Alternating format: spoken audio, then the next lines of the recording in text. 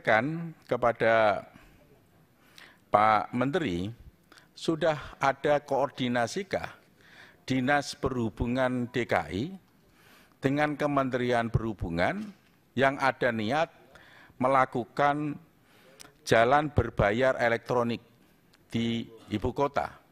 Itu. Mengapa ini saya pertanyakan? Karena ini ada kaitannya dengan transportasi umum yang dikelola oleh Kementerian Perhubungan. Misalnya ada KRL, kereta. Ya. Ada koordinasinya sejauh mana? Gitu. Ini sebenarnya bagus, tapi kalau kita lihat tujuan kebijakan dari pemerintahan DKI melakukan jalan berbayar elektronik itu untuk menurunkan angka kemacetan, ya coba dikaji. Sekarang ini jumlah kendaraan yang lewat pada ruas-ruas itu berapa, dan nanti setelah dikeluarkan kebijakan itu menjadi berapa, menurun betul atau tidak?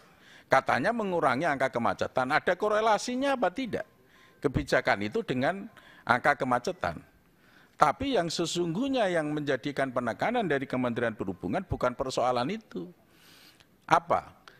Transportasi umum di luar Jakarta, yaitu di Bogor, Bekasi, Tangerang, dan Depok, ini masih sangat minim. Transportasi umum, angkutan umum dari kawasan perumahan, dari rumahnya masing-masing, sampai kepada tempat kerja yang berada di Jakarta itu masih sangat minim. Begitu juga angkutan umum dari Jakarta ke Bogor, ke Tangerang, ke kawasan-kawasan perumahan itu sangat minim. Beda halnya dengan transportasi umum yang ada di wilayah Jakarta, Pak DKI, Pak. Nah, sekarang kan ada yang namanya Badan Pengaturan Transportasi Jakarta, mungkin begitu ya. Itu fokus terhadap hal ini. Bagaimana menyediakan transportasi umum, angkutan umum, supaya yang di luar Jakarta itu, yang bekerja di Jakarta terlayani secara baik.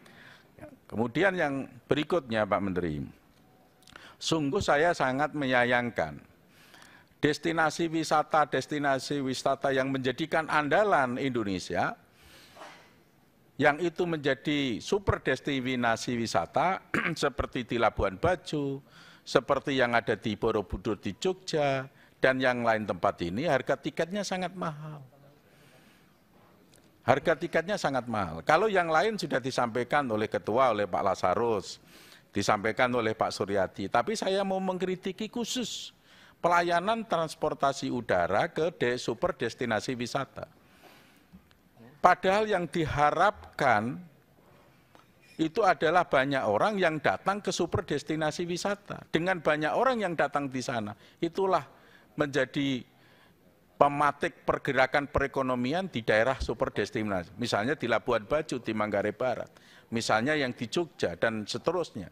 Tapi sayang, pada pihak tertentu, itu berpikirnya tidak komprehensif, berpikirnya egois, hanya memikirkan pihaknya saja, institusinya saja. Yang terpenting, tarif pesawat ini saya tinggi, berarti pemasukan bagi pihak saya tinggi. Tidak berpikirkan terhadap dampak yang lain. Tidak sejalan dengan visi pemerintah pusat. Tidak sejalan dengan presiden. Presiden maunya Labuan Bajo, Jogja, terus Danau Toba, Likupang, dan seterusnya itu ramai, dikunjungi oleh banyak orang. Boleh kita sedikit pendapatan dari sisi tiket pesawat, tetapi dari sisi yang lain perekonomian itu adalah maju. Gitu. Tapi sayang, ini justru berpikir berbaliknya, memanfaatkan kesempatan. Ya, saya berharap Pak Menteri Perhubungan itu menertibkan hal ini, memberikan penjelasan, pengertian terhadap hal-hal yang semacam itu, supaya kita berpikirnya secara nasional, tidak berpikir secara egois. Kemudian yang terakhir nih pimpinan, saya melihatnya subsidi Kementerian Perhubungan itu mengalami kenaikan. Di tahun 2022 subsidinya sekitar 3,2 triliun. Di tahun 2023 itu sebesar 3,5 triliun. Tapi apakah betul subsidi ini alokasinya tepat? Apakah betul implementasi daripada subsidi itu betul-betul memberikan satu keadilan? Apakah itu dilaksanakan secara fair, secara bagus? Belum tentu. Ya, contohnya seperti KRL, Pak Menteri akan memberikan satu evaluasi. Tetapi yang saya lihat dengan kasat mata, setiap hari ini saya lihat dengan kasat mata, BTS, Bayi Transport Service, Pak, bis itu Pak, di Semarang, di kota Surakarta, nggak ada penumpangnya Pak. Sama sekali tidak ada penumpangnya. Mungkin hanya satu, mungkin hanya dua, bis hanya lalu lalang begitu. Saatnya mungkin dievaluasi, benarkah orang kota ini tepat untuk diberikan subsidi semacam itu? Kayaknya tidak tepat. Saya kemarin ngobrol sama Pak Hamka yang bisa melihat langsung bagaimana BTS ini di Makassar. Kata beliau juga tidak ada penumpangnya. Mungkin kawan yang lain juga bisa melihat seperti itu. Tapi apakah kita yang harus menyampaikan? Mestinya dari Kementerian Perhubungan dengan sendirinya melakukan satu penelitian, pengecekan, melakukan kajian.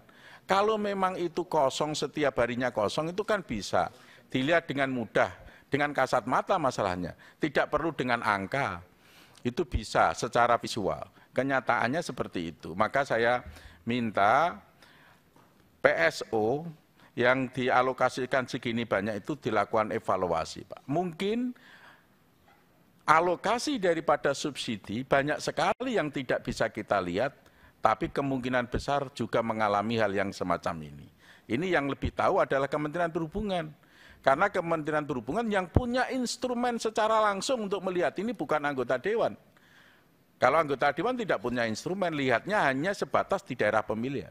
Tapi sampai pada titik mana itu adalah Kementerian Perhubungan. Maka saya hanya memberikan gambaran secara umum, masukan secara umum, tolong subsidi ini dievaluasi betul. Angka 3,5 triliun bukan angka yang sedikit. Ini diharapkan oleh rakyat miskin, Pak. Ya, terima kasih, pimpinan. Assalamualaikum. Terima kasih.